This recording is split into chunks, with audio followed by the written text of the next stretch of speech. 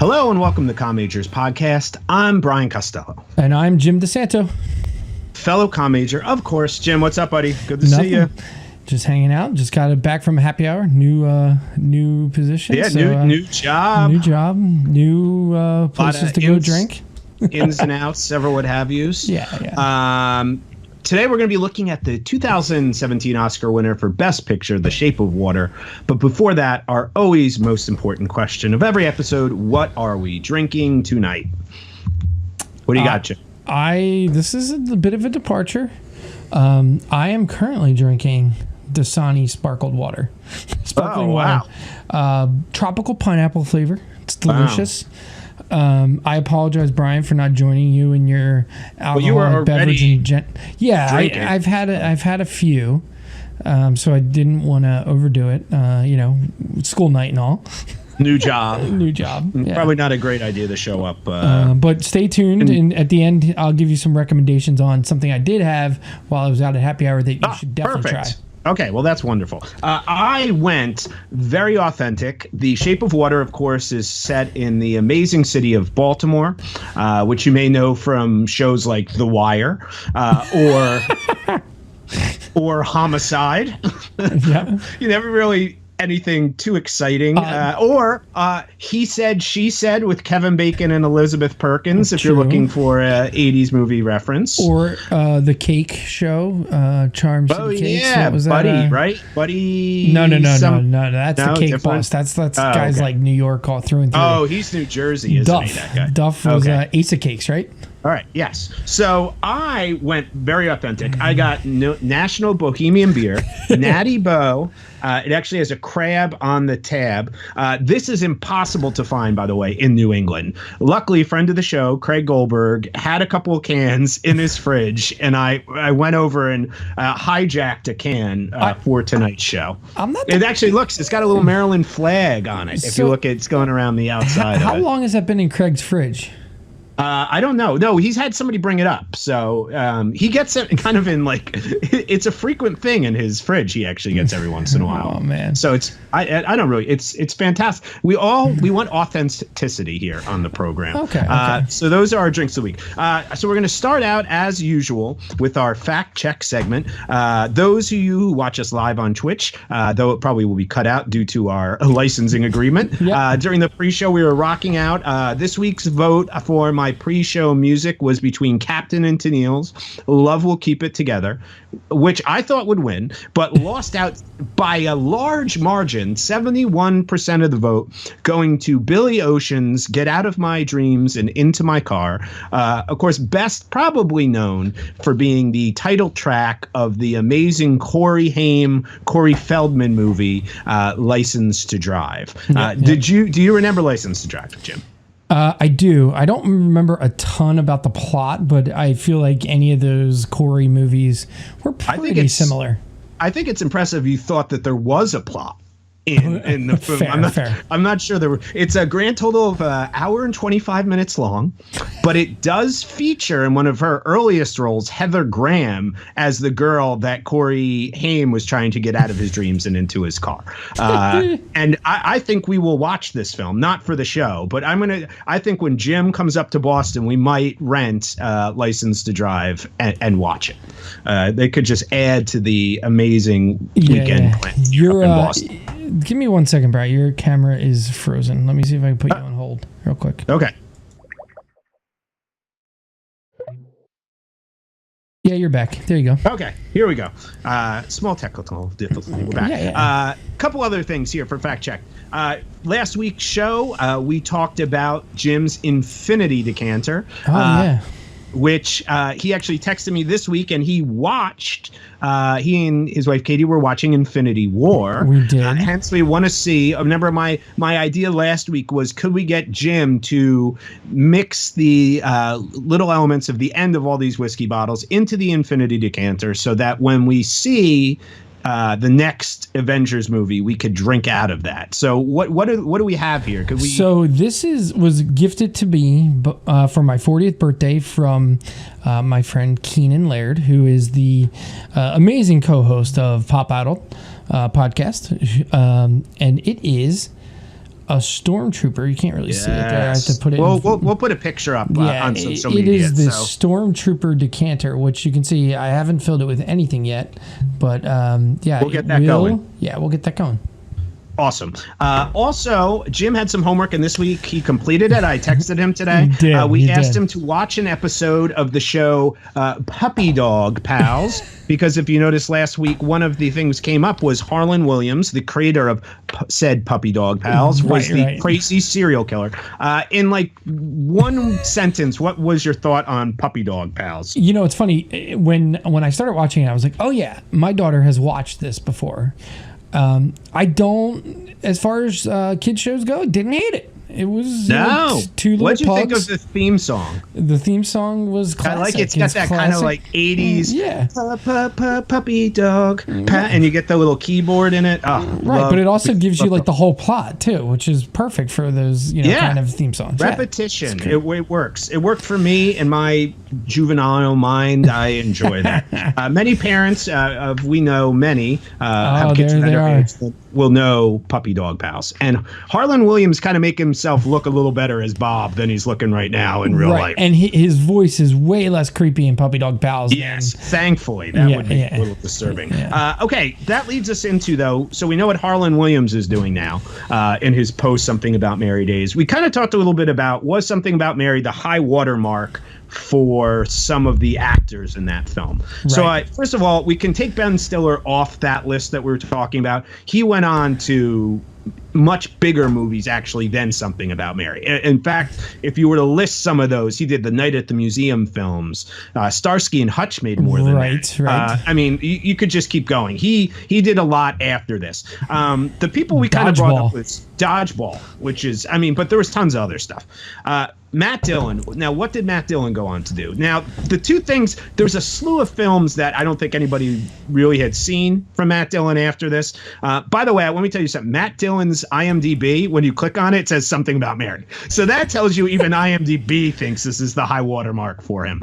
The same year he made this movie, he made Wild Things with Bill Murray, Nev Campbell, Denise Rich. So that was out there. And then a little bit later, I had completely forgot about this. He actually got an Oscar nomination for the movie Crash, which was the Paul Haggis Best Picture. I had completely forgot in my mind that he was involved in that movie. But so those are kind of the two things. And he's doing some other stuff now. I mean, he's constantly working. But I think from a hit perspective, this is right up there as one of his. Yeah, and who would have thought that Kevin Dillon would have sort of overtaken him? Well, I guess now he's kind of cooled off, but with Entourage. Oh, with Entourage, yeah. Well, he did surpass him there for a while. Yeah. Second one was Cameron Diaz, who I was a little hard on in terms of what she went on to. She worked with a lot of big people after this. She was in Gangs of New York, so she worked with Scorsese. She did a lot of other comedies and things like that. I still kind of stand by, I think, in terms of performance-wise, this might be her most notable performance. Again, IMDb lists Something About Mary as her movie. So I'm not the only one there. I will say, though, she was the voice of Princess Fiona in the Shrek movies. And Shrek blew out box office-wise anything else there. And then finally, the Farrelly brothers. I really forgot what had come before this. We briefly talked about Dumb and Dumber last week. You know what movie we didn't talk about? Kingpin. Now, you have to admit, that's a good one. Great. And there is something to that movie, specifically with Woody Harrelson and Bill Murray, that is just off the charts funny. But I think that's a legit good movie, in my opinion. If you had told me Kingpin or Something About Mary, I'll take Kingpin all day. But that was before. Now, here's just a sampling of what was after for them. Shallow Hal, Me, Myself, and Irene, Stuck on You, Hall Pass, Fever Pitch. Fever Pitch, the Jimmy Fallon? Yeah, that was them. Wow, that's their best movie by far. Oh, that's a great movie. But I'm just saying, nothing that kind of fell in it. But as a quick side note, Peter Farrelly actually wrote, but definitely directed Green Book, which you might start seeing commercials for now, which is in the running. It's Viggo Mortensen and, Ali, I forget, the guy, he won the Oscar. He's great. He was in... Might be House the of best Cards picture. guy. Yeah, Yeah. It might be best picture this year. So they're on to And that. is he Now, the one that's in True Detective season 3? Yep, all those things. So that's a big one. Quick trivia question though, Jim. There was 3 finalists for the Ben Stiller role. Ben Stiller got the role. Do you know who the other 2 might have been from that time period? And I'll give you a hint. One of the people was a star in one of the later Farrelly Brother movies that I just referenced. Okay, so Jim Carrey? Not Jim Carrey. Good guess. Okay, good guess. And one I don't think you'll get it. I'll give you one more guess and then I'll tell you the 2. Jack Black. One, no. Jack Black's not. Jack Black was actually probably a little too young then. Owen Wilson. Okay. Which makes sense from that time period. Sure, I still think I think Ben Stiller was the best one. Jon Stewart. Yeah, which is basically like at that point they were sort of not interchangeable, but Jon Stewart hadn't really done anything at that point. Jon Stewart, like actually, one of my comedic idols, which hangs above me right there. I'm pointing. You can kind of see I'm using a little effect here. Yeah. Craig Kilborn from the Late Late Show with Craig Kilborn. Was still hosting The Daily Show when Something About Me. So Jon Stewart hadn't even done The Daily Show yet. So, but those were the 2 guys. Quick fact check on my part. I felt very upset that I had messed this up.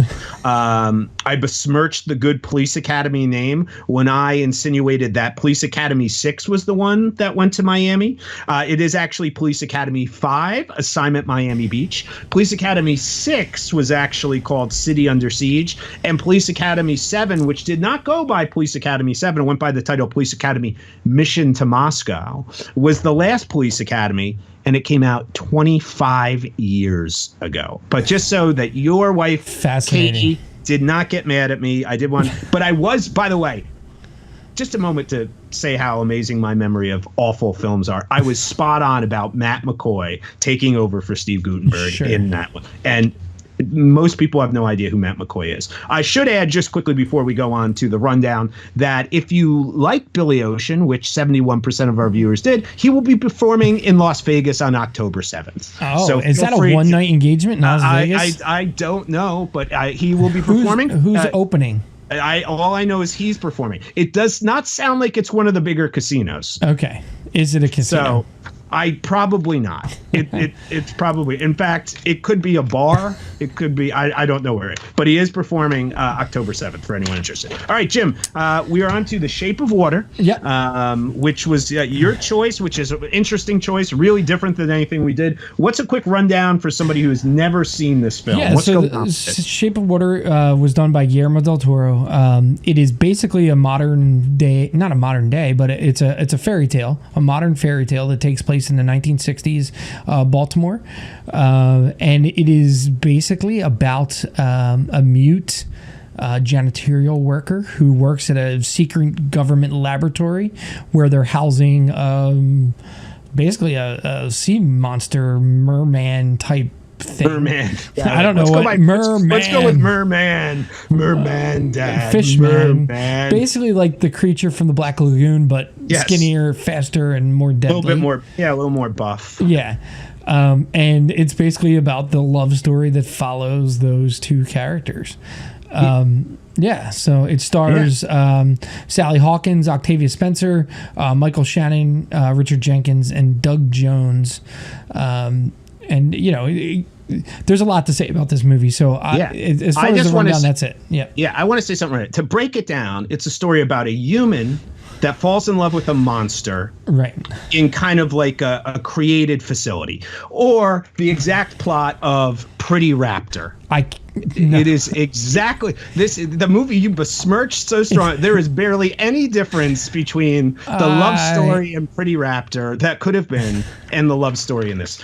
The acting would have been better in this movie and the writing, but I just want to point it out that the core idea behind Pretty Raptor was the same idea behind this movie. Stop trying to make Pretty Raptor happen.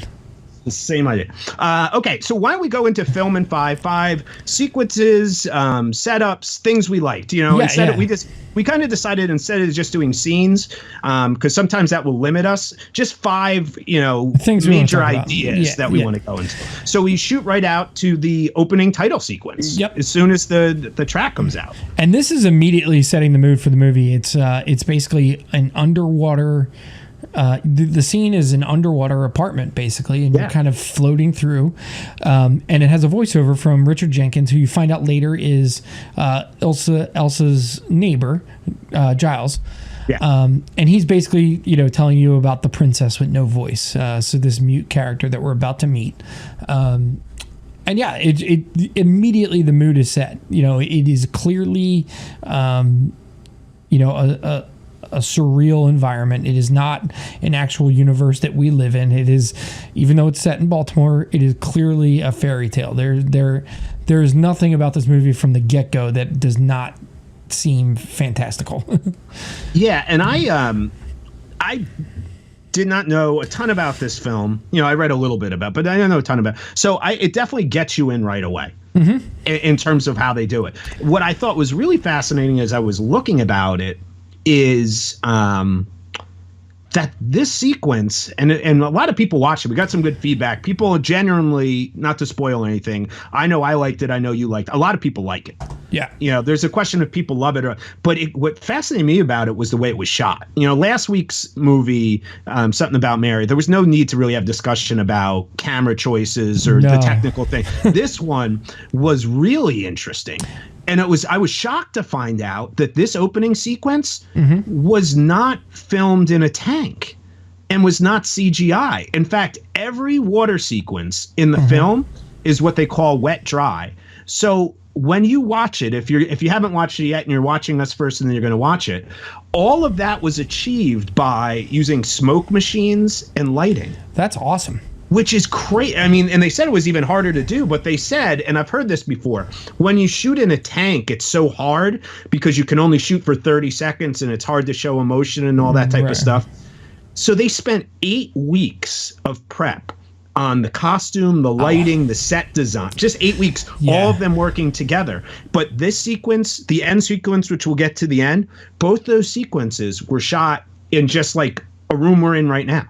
Like we're just sitting here, and they did add some CGI fish and stuff like that, but the actual actors were not underwater. That's which so is cool. I mean, is so awesome to me. I think that they did that. One thing that I think will just permeate this entire discussion is just the attention to detail with this movie.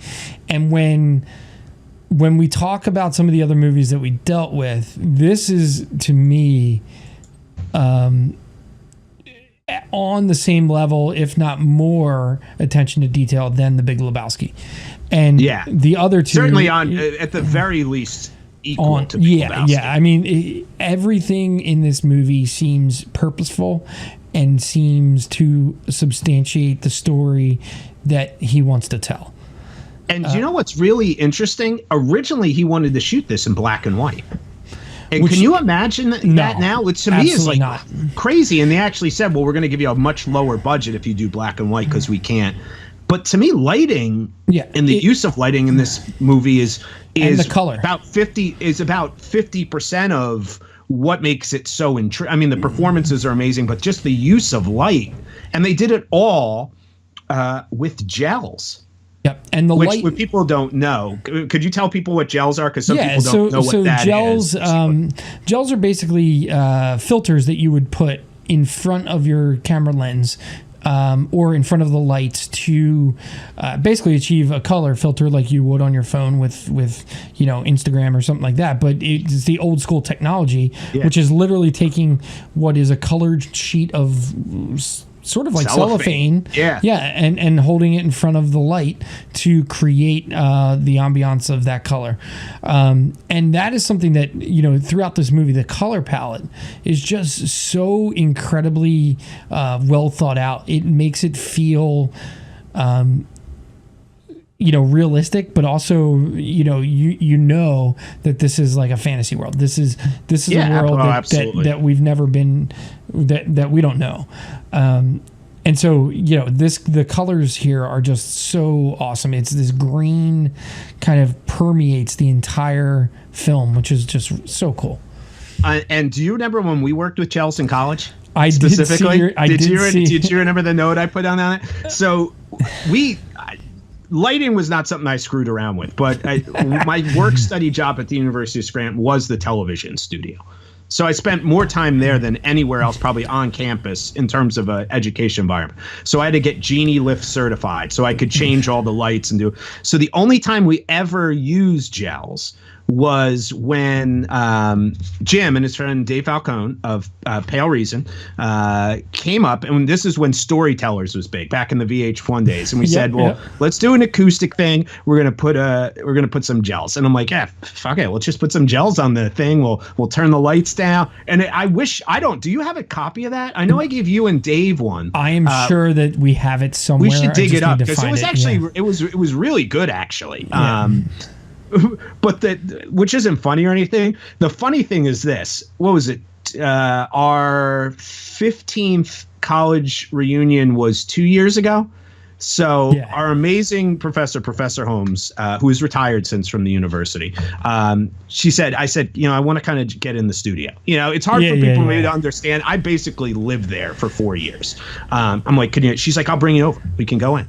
And wouldn't you know that fucking red gel still up there. Was still up there on that one light. On that one spotlight that's never been used. That one spotlight that was never used. But I learned that day though that the gel lighting did look actually cool, and they used it in this film, and they use it so I'm thrilled they do this. From there we get this introduction into the character world, which again I think is very Lebowski-esque, and the character's a mute. Right. So there's no, but I mean, you don't really know that yet, though. No, you don't. But just the way they establish all these shots, it's like you're starting to gain a lot of knowledge just because he pays so much attention into it. I mean, for example, right away, we know she enjoys masturbating while she makes hard-boiled eggs. Right. She synced that up with her egg timer, apparently, which is an interesting character trait, I guess. Well, I think it was trying to show you how regimented her life had become at this point. We're meeting someone who is due to whatever circumstances basically doing the same thing every day with the same plan, no deviation. It had that feel to it for me. And I think it was interesting too that we know it's a fairy tale, and it's at the time it's a fairy tale. There's also a lot of very non-fairy tale-esque elements thrown into it, which I think is an interesting dynamic he was playing. I'm going to make a fairy tale, but this is not a Disney fairy tale. Which is very, very much his style. If you have ever seen The Devil's Backbone, which is a Spanish movie, but it was one of his first major films. It might be his best film. And then Pan's Labyrinth. Yeah. So, I mean, it's probably a toss-up there. But then we go into a character you really want to talk to, which I thought was cool, too, which is Giles, the neighbor. Which, by the way, unbeknownst, this should have been part of Fact Check. Remember when I said last week one of my favorite sequences of Something About Mary was the psychologist? And I'm like, that guy, I can't remember his name, but I know he's gone on to do, and lo and behold, Here he is, and that's what's not planned at all by us. And kind of, for me, he stole the movie. I think he was awesome. He was excellent in this movie as the neighbor. He's an artist, starving artist. He refers to himself an older, aging, starving artist, which is clearly in the he's a painter. And you kind of find out that he is an advertising painter who is kind of being replaced by photographs at this point in the 60s, where you're moving from that environment of like Mad Men painting to photorealistic advertisements, and he is no longer really needed for whatever reason. You find out more about his character throughout the movie, and they do a really good job of really fleshing out his story without making it become kind of a main point of the movie. I think there's actually some nice throwbacks there. Yeah. Also, the line where he tells us cornflakes were invented to stop masturbation. The masturbation was a big role in this film. Yeah, and I wonder if you could fact check that for next episode. I will fact check that. In fact, maybe we will have a trial. A clinical trial file, we can find some. I'm sure there's some psychology school that does something. I will fact check that. I remember hearing somewhere that graham crackers were invented to like curb a person's libido, like way back in the day. So that was something that I had heard. I don't think that's true. Yeah, they're boring. No, the graham crackers are pretty yummy. Only if you get them with that cinnamon sugar on the outside. Or you put some pudding on them. They're yummy too. Yeah, like you crunch it up and eat it with some whipped cream. Maybe some chocolate so you're chips. making like a chocolate pie. I'm making like almost a parfait without I see. fruit, without any fruit. All right, I can follow you there. So we'll move on here. The second major idea we wanted to talk about, and the heart of the film here is this is 2A and 2B will be a little bit later because of how they played out, but is the romance between the monster that never has a name, which I thought was a really interesting choice, and not in a bad way. They basically call him the asset. Yeah, and our major character, Sally Hawkins, who is tremendous in this she's movie great in every way, shape, or form. So we get into this, and there's a couple sequences we made note of it. She does an amazing. I actually thought, I for the life of me, I don't have it up. If you have the computer, I don't know who won the Oscar for Best Actress that year. I thought her performance was, in terms of a female role, one of the best I've seen in a long time. I just thought, and that might seem weird, and maybe like you can't give an Oscar to somebody who doesn't have any really lines of dialogue. I thought she conveyed every emotion. She was fantastic, and this is a plus to her, both to the Toro as well in this, that she is the strongest character in the movie. Yeah. Oh, by far. And I think it's awesome that they did not, from a fairy tale perspective, fall back and try to make her, we can talk about the end monster saving her or whatever. I just thought it was some really cool stuff with that. Well, the one thing we didn't mention is in that opening monologue where Giles is talking about the monster who tried to ruin her or whatever he says. I forget the actual word, but he's talking about Michael Shannon's character, who we'll get to. But I think he does. I mean, he the way he plays that character rises to the level as a good counterpart to her. She's not above and beyond the strongest character. I think, he's right there with her. I meant strongest in terms of, I think she is the hero. She is the one who tried. You know what I mean? They didn't shortchange her character in that way at all. But there's also some weird stuff here. There's some. This is where I start to get a little bit weird on this movie. I like it. I'm super glad I saw it. But so she sees the monster. Yep. Okay, so we get introduced.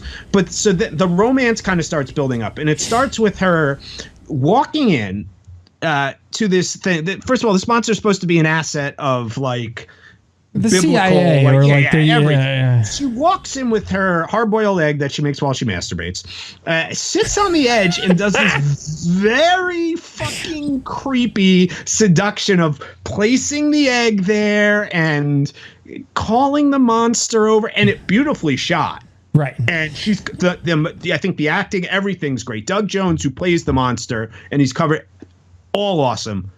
A little bit weirded out by it, and I know it's just a fairy tale, so I get it. We're supposed to buy into it. They start doing the typical fairy tale romance montage of their falling in love type stuff. Yeah, this was the only part of the movie that I really had a problem with, which was, she's giving the monster the egg. It shows him like being interested in the music that she's playing for him, Benny Goodman and some other records. I didn't, not that we need to find it believable because we can suspend belief for this fairy tale, but there wasn't a lot before we move on to what happens next to make me think that they had like some kind of connection yet. I mean, right? again, like, on a personal level, like there was a connection. Like this is my someone who's being nice to me, but like to go as far as she goes is it's interesting. Is that she's interested in him? That's the other thing. It's like, clearly, I think we're supposed to understand that she feels like she's almost a monster because she can't talk, so she's connected. again, I think you're right. And I don't want to get crazy because I said that same leap last week when we talked about Something Mary. I'm like, sometimes you just play on the tropes of the film to get there. Like people come and see movies. They're like, okay, this is a fairy tale. Throw me the Beauty and the Beast montage where they do a song, you know, like Belle will sing a song and the Beast and Belle fall in love. In this case, she's going to play the record and they do it. And feed but we get eggs. this. Yeah. And feed them eggs. Which was interesting. But within this, we discover that Michael Shannon's character, we're going to talk about next, too. It's a toss-up between him and Sally Hawkins, who I love the most in this movie. They're gonna kill the monster to dissect him because they want to see the whole premise, which it's like almost a throwaway line. They want to use the way he breathes or something, so it can help the NASA astronauts go to the moon. Okay, so they decide they're going to kill him and carve him up, and that kind of leads to this idea. The guy who's involved with this is Michael Shannon, who we said last week is tremendous in everything he does. Maybe not so much Man of Steel, but that's not his fault at all. And Jim even said the Fahrenheit 451, Michael Shannon was good enough. The rest of the movie wasn't that great. But you had some cool insight, which I didn't even pick up on, which is his intro music. Yeah, which was not exact, but there was a vibe to it. Right. And technically it wasn't only him entering, because at the moment they were bringing the creature in what looked like the Iron Lung from Lebowski. The music, it did actually look a lot like the Iron Lung. It definitely had a Vader feel to that. It did. Moment. I actually went back and watched that clip when you said it. And was I right? No, I thought you were. You know what? There was so much going on, and the first time you watch some of these movies, like a lot of the movies we'll probably have seen multiple times. Mm-hmm. This was a one-off for me. First time I watched it. And I tend not. Jim's more the audio guy. I like to. I'm trying to just figure out sometimes how they're shooting stuff because I find it so. But that was you're so right on that. The way and they use sound very effectively. And I think when he entered, it was clear from the get-go, like Vader, that this was a guy who accomplished his goals by fear, and right off the bat. And I do have to say this. And a couple of people who we're good friends with from school, who we knew in school, have been commenting. And again, comment all the time on social media. We love it. And I'm kind of tying in with them. The more I've thought about the movie, maybe the more I like it. I don't think this necessarily falls into a category that I love, but there's certain sequences now I'm thinking about. And I think one of the more memorable sequences that I'll keep thinking about is this Michael Shannon in the bathroom hand washing sequence. Oh, God, yes. Which is just the way they blocked it, the way they both acted it, the way they shot it. So basically, Michael Shannon walks into the bathroom, and Octavia Spencer and Sally Hawkins are cleaning the bathroom, and he comes in and says, "Oh, don't worry." And at this point, have we even heard him say anything yet? At this point, we saw him walking with the Vader music, or maybe say a throwaway line or something. But he comes in and he's washing his hands. But it's just the tone of his voice, the way he delivers lines, lets you know this is a creepy, creepy dude. And he goes. And he washes his hands, then goes to the bathroom, and then is like, "You don't wash your hands twice. You wash them." I don't even want to go through the whole monologue, but it was like this kind of very odd, demented, which he delivers brilliantly. And again, it's like not so much what he's saying, it's like gives you an idea of the mindset of this guy, how he's going to deliver lines. But it also sets up the fact next time we see him, the monster bit his fingers off. Right. And there is just something so creepy about that bathroom scene, because not only does he not wash his hands, but he also basically, I don't want to say he forces the women to remain in the bathroom while he goes to the bathroom. I think he absolutely does. Right. I think he's using his fear and power. There's a whole subtext. And Michael Shannon is this is a commentary of, I think, almost everything's wrong with a certain mindset of certain men in the world. Right. And he's playing out that archetype of, I'm going to be dominant. And we'll go on some other elements here of lines he says. And the relationship, it does kick off the beginning of his relationship with water throughout the movie. Yeah, which is not good. No. He does not have a good relationship with water at all in this film. So the he one gets his thing, fingers. Oh, go ahead. One thing I wanted to bring up was, and I think it might be I'm trying to remember when this exact happens, but he's got some great lines, and I just want to talk about a few of them. Oh yeah, no, you put some great quotes. He does. So the say first one is, and if you're not paying attention, it could just be a throwaway line, which is it's Lebowski-esque again. It's Lebowski-esque, but this is so meta. Listen. This is so meta for the actors because he is talking to Octavia Spencer and Sally Hawkins about something, and he just says he kind of realizes that he's talking to two maids, basically, yeah. And he just says, "What am I doing interviewing the help?" Which is basically a throwaway line until like a bell went off in my head and it's like, oh. This is Octavia Spencer. Didn't she win the Oscar? She won the Oscar. She was at least nominated, right? I think she won. Yeah. So I thought that was great pretty line. funny. That's great. Yeah. Tell the other one. The other one I died laughing because I forgot about the line and you put it on. And so he's talking to and I forget the actor's name, but he played Arnold Rothstein in Boardwalk Empire. Yeah, very good. I'll hold on, I can find it. So but go ahead. It's not and about that. He's basically a doctor who was examining the creature, and we find out later that he is a Russian spy, and he's basically trying to infiltrate and gain assets from the US so that Russia can, get a leg up on whatever it is, the space race, whatever. And for whatever reason, there's a constant issue with Michael Shannon, his character, because Michael Shannon wants to kill the monster. This guy wants to keep it around. He's starting to realize that it's an actual intelligent being. Yeah.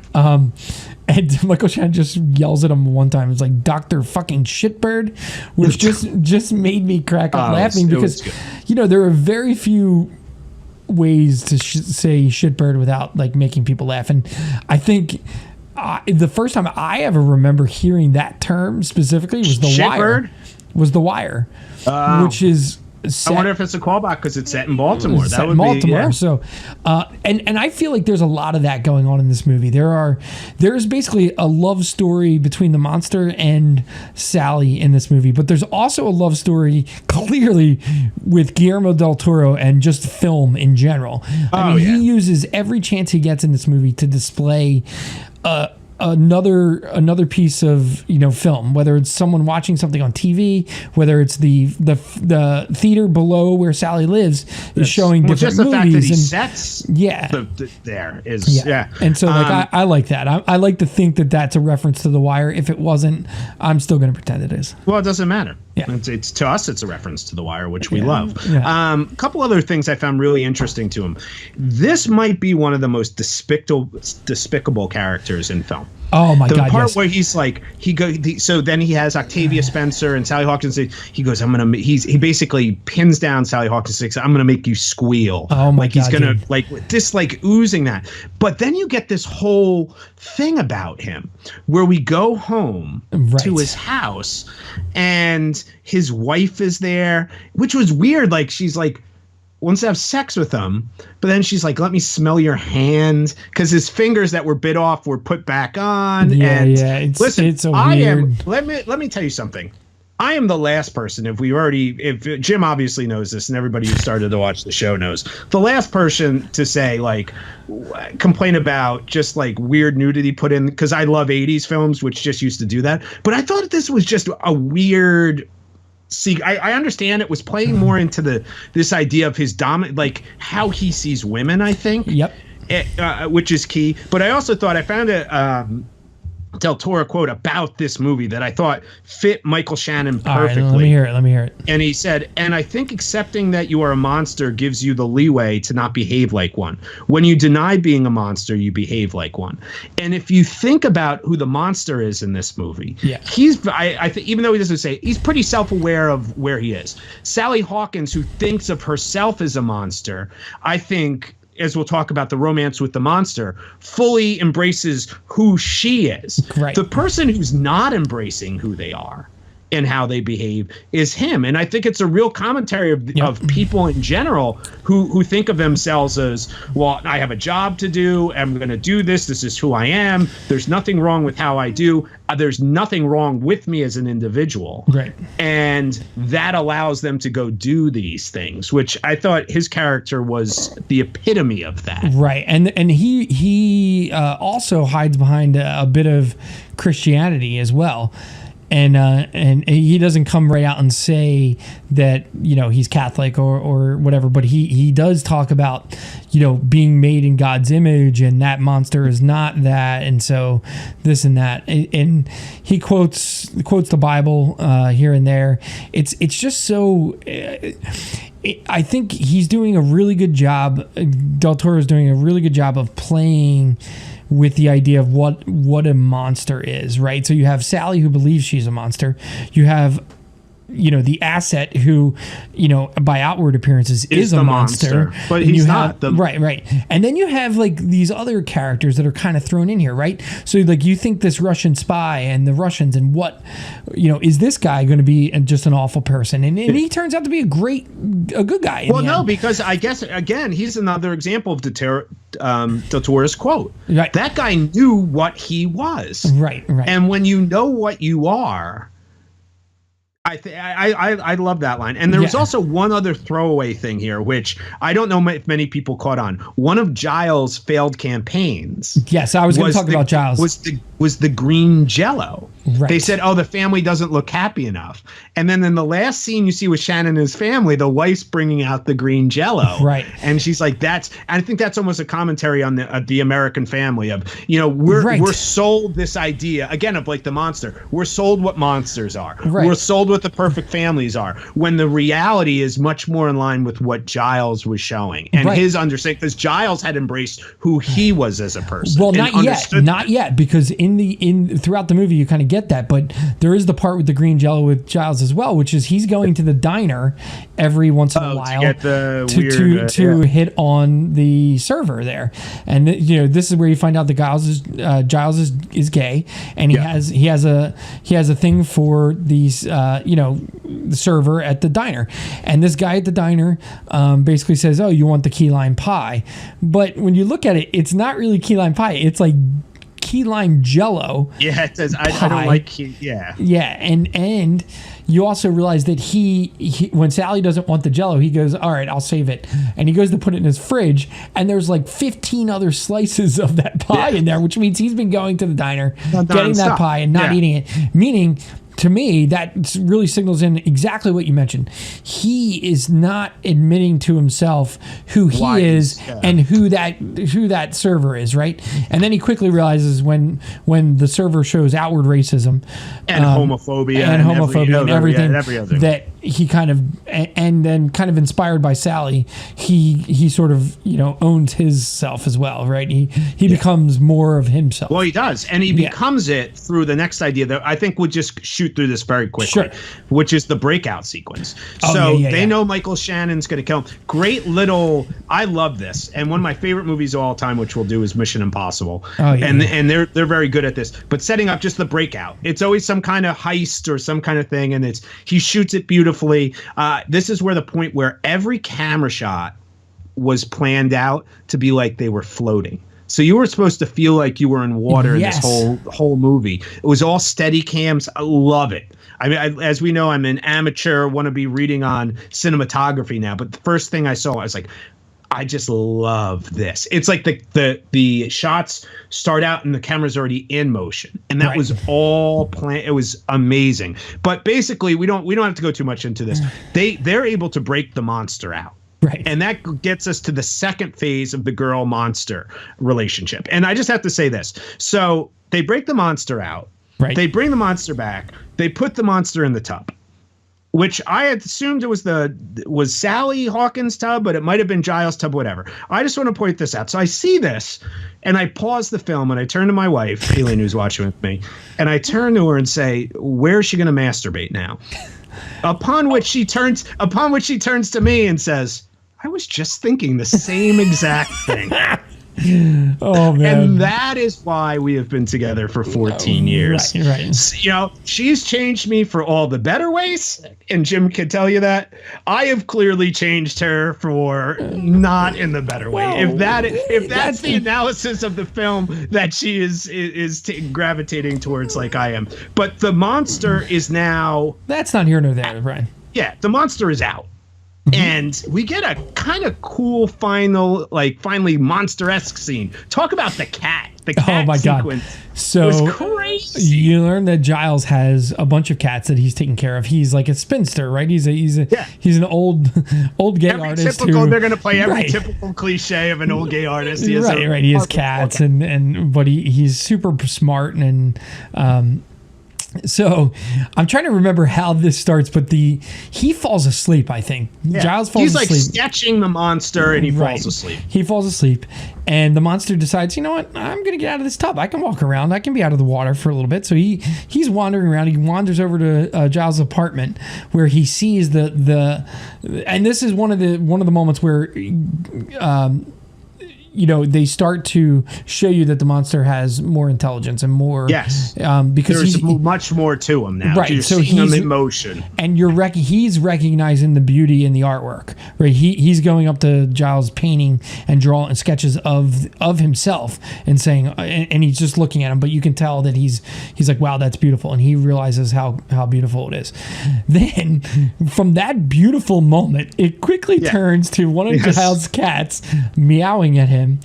And the monster kind of, doing his monster thing and making his noise, and which at that point wakes up Giles, which it cuts back to Giles. He realizes the monster's not in the bathtub. In the tub. He gets up, runs across the hall, and goes, no.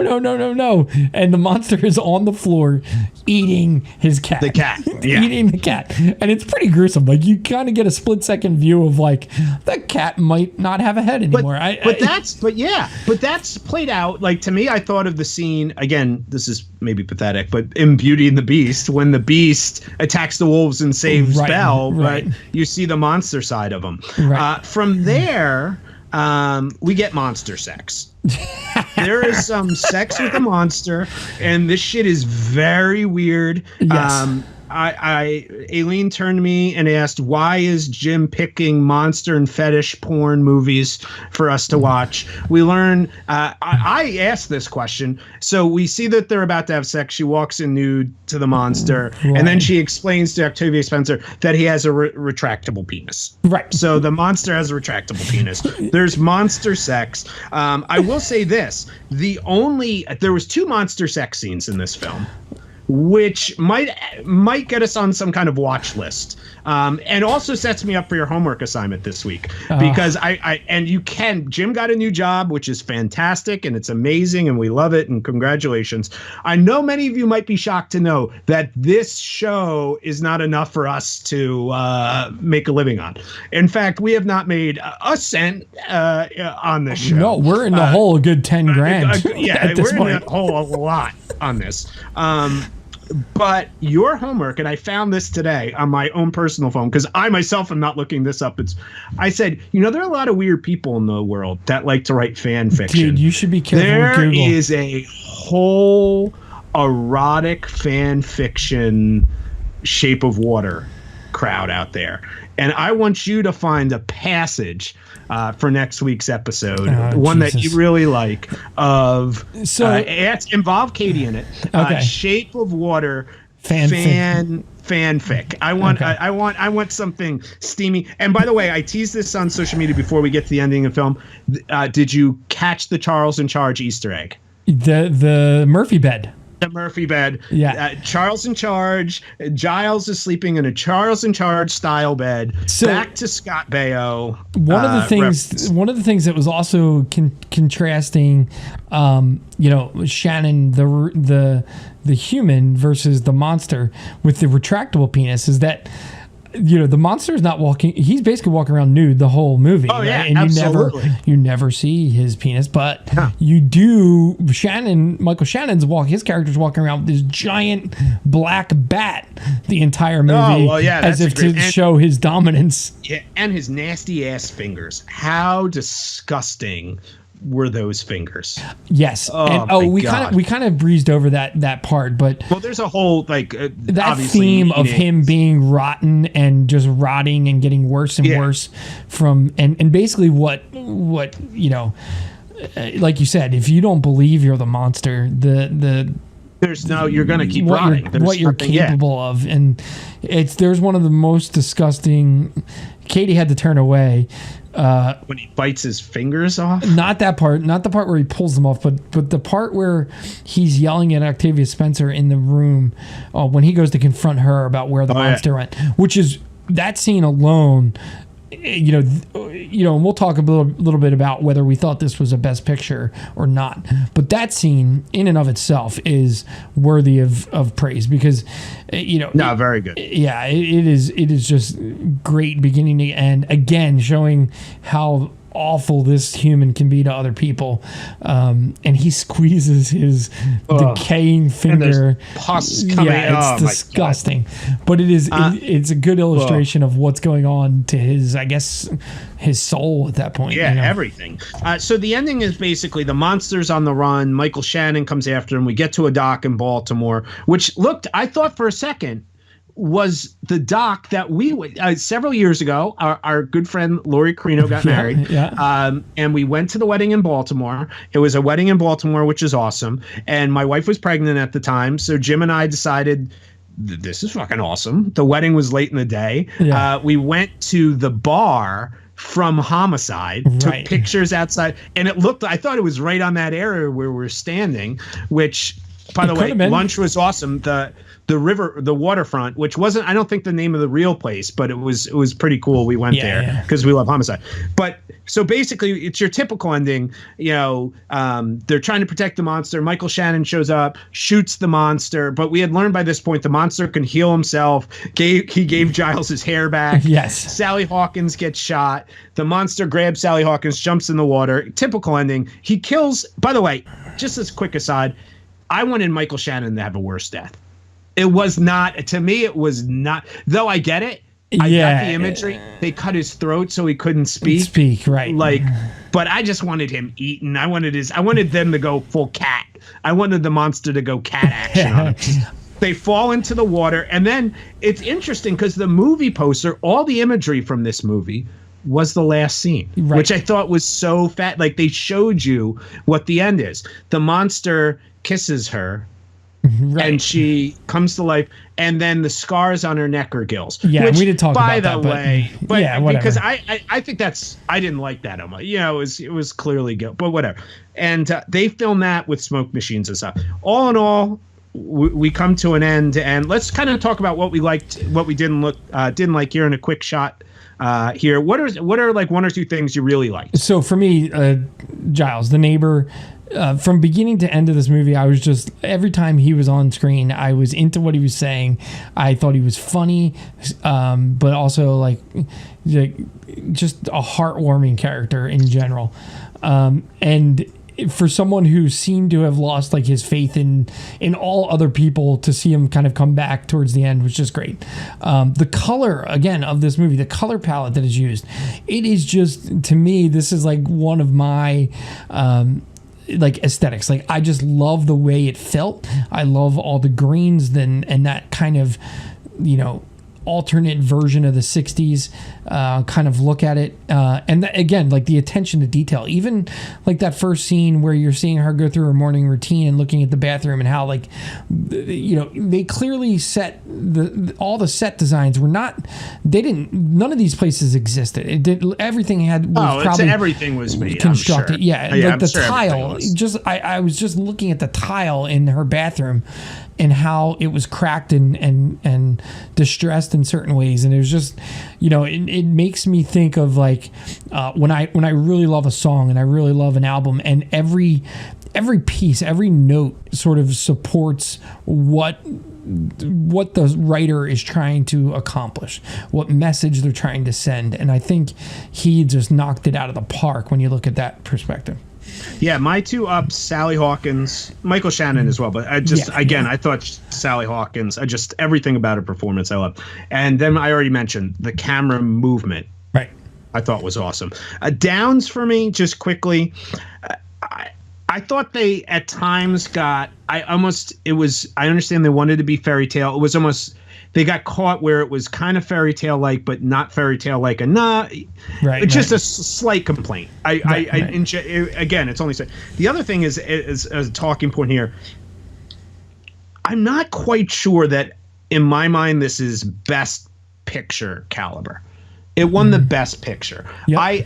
I like the movie, and the more I think about it, I think it's cool. And some years differ from others. Right.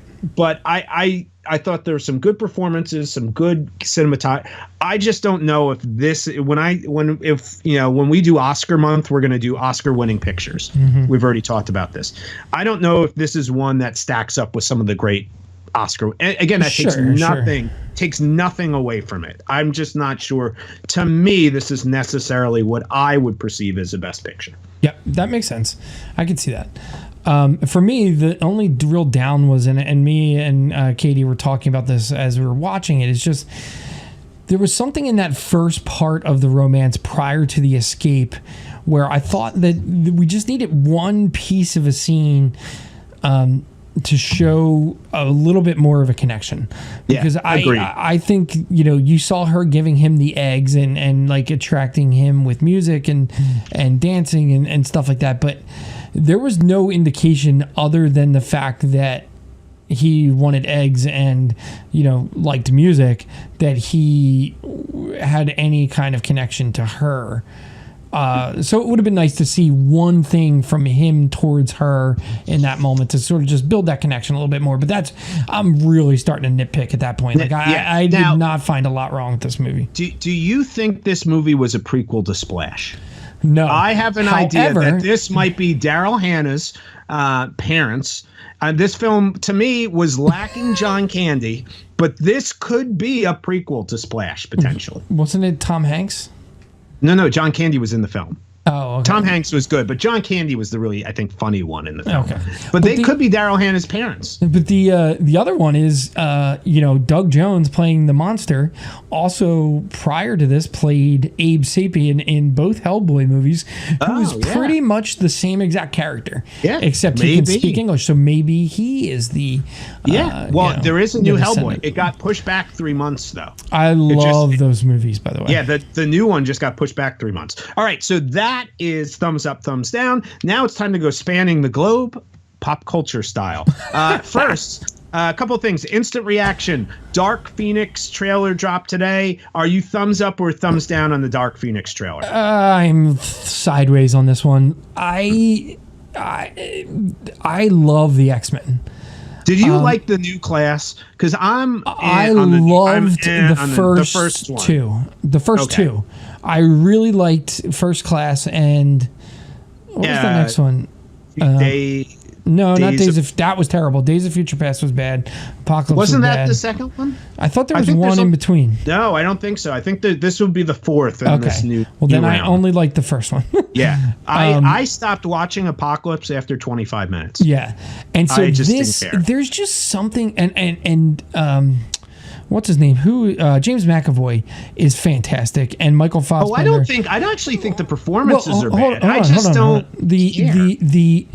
I think they own like those characters, and but there's something about all the other characters who are the real X-Men that I just don't like. Jennifer Lawrence, and I just don't feel like they are the characters. Like when I see them, I'm like, these are actors.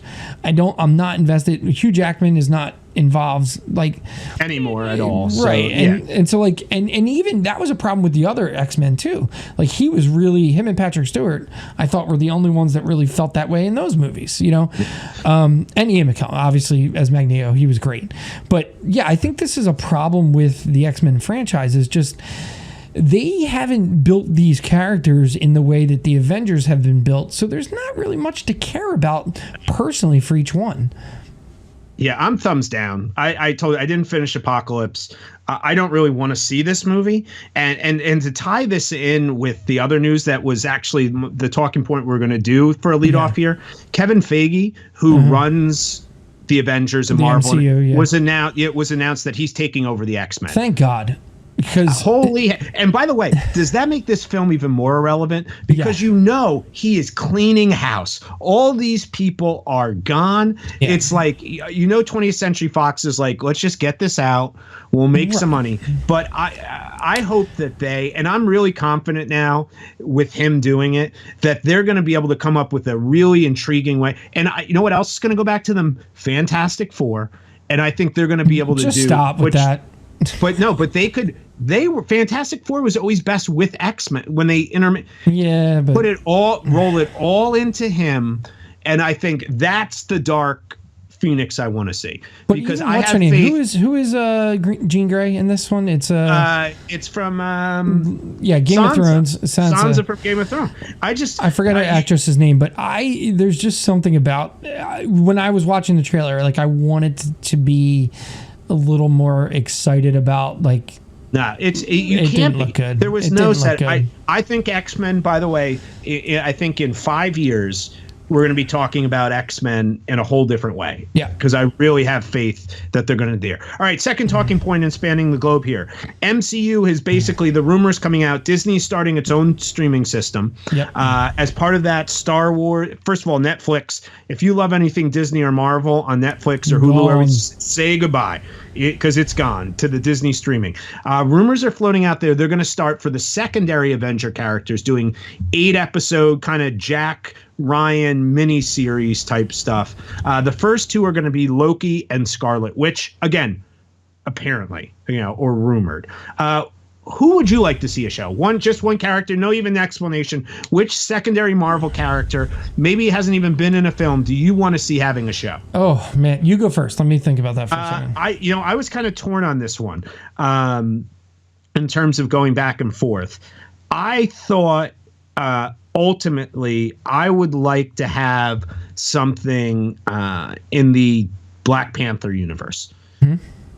I think some of this, an offshoot of one of those characters, because the reality to me with this is you can't pick one of the big guns, because they're not going to spend the money on special effects and things like that. But I thought Ryan Coogler and Black Panther set such a great universe within Wakanda that they could have like one of the offshoot spies or something having a show. I don't know enough about the Black Panther comics to know who that would be, but I think somebody in that realm would be really awesome. I would say someone and the movie's coming out, which looks absolutely god awful, but a character like Venom would be perfect for a series like this, which could mirror something like Daredevil on Netflix.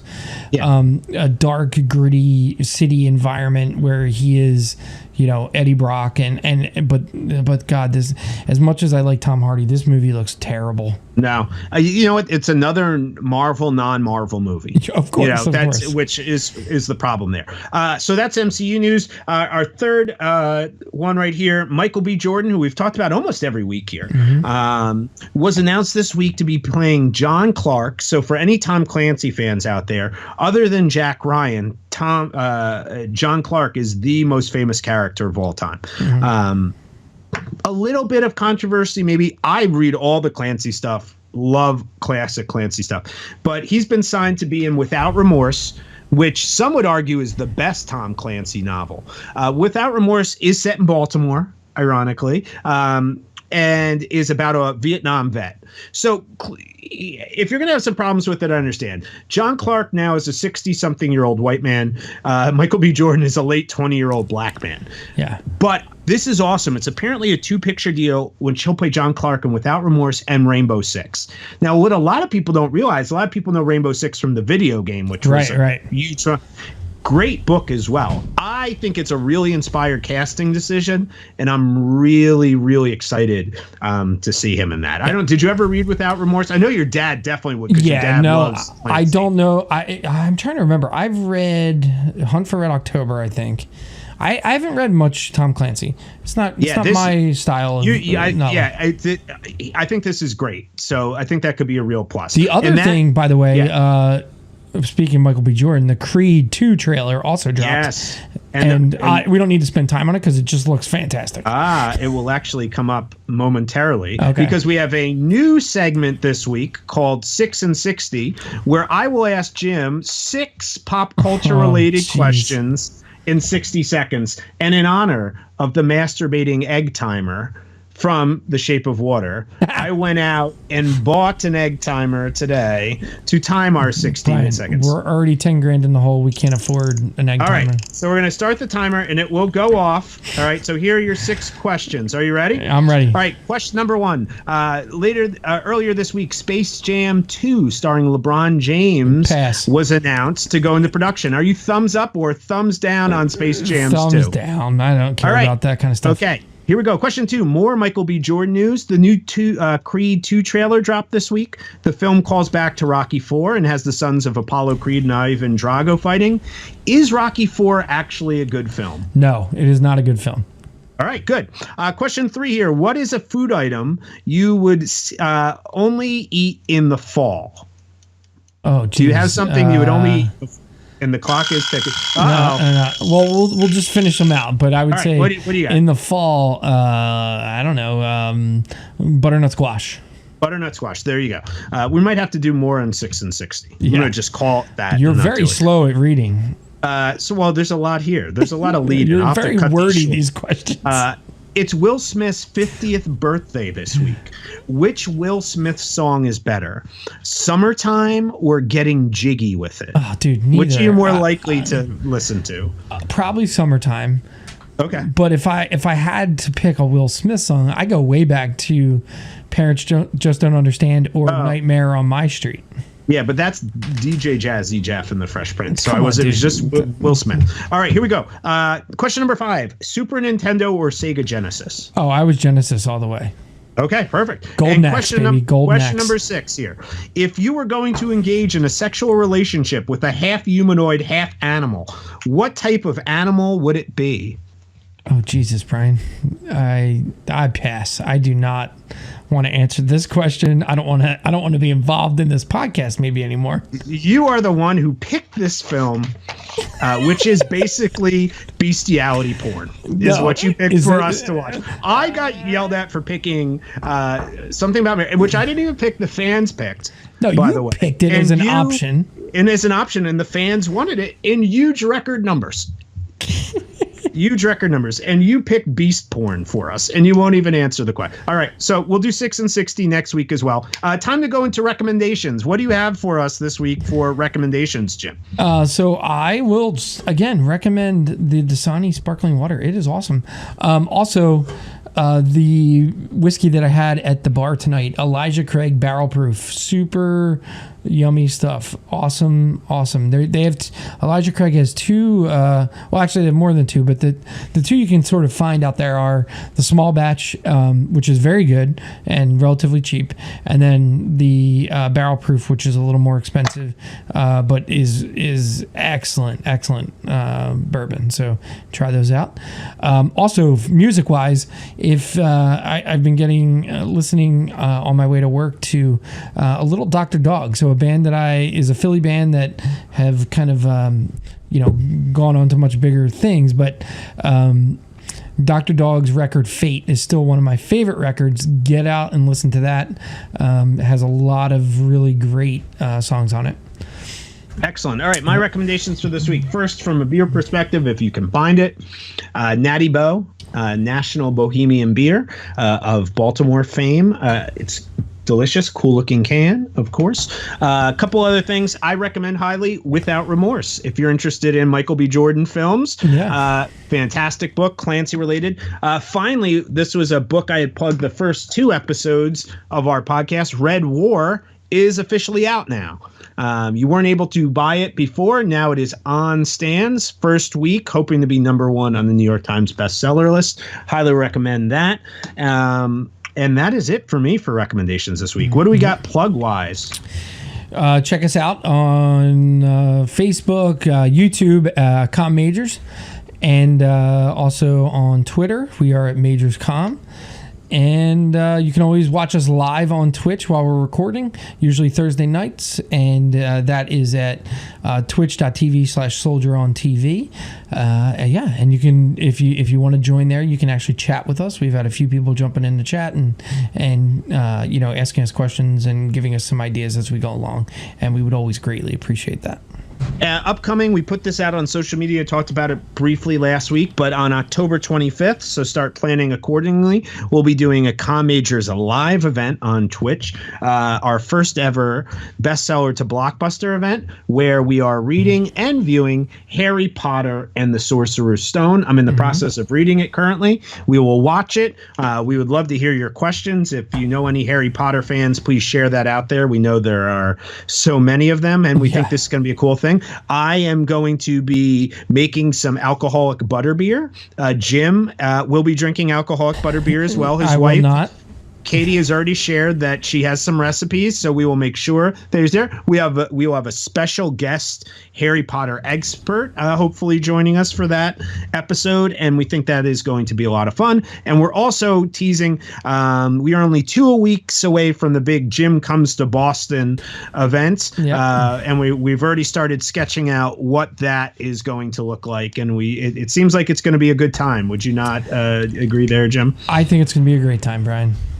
So our movie next week, this is one that popped into my mind, one of my favorites in terms of thinking and discussing. We're going to be watching Christopher Nolan's Inception, which I have not seen in a long time. I saw it in the theater, and I'm excited to watch it again. I think I saw it maybe once after the theater, but it is a pretty dense movie, so it's not one that you're just like, I'm going to jump into Inception today. No. And I'm psyched because I'm the opposite. For years, I taught psychology, and we would use that film every year. So I think it'll be interesting to have. I've taught the film before, so I think it'll be interesting to have these two different takes. And that's it for us. We had another great time with you guys. Make sure, as Jim said, you follow us on all those spots, share, comment.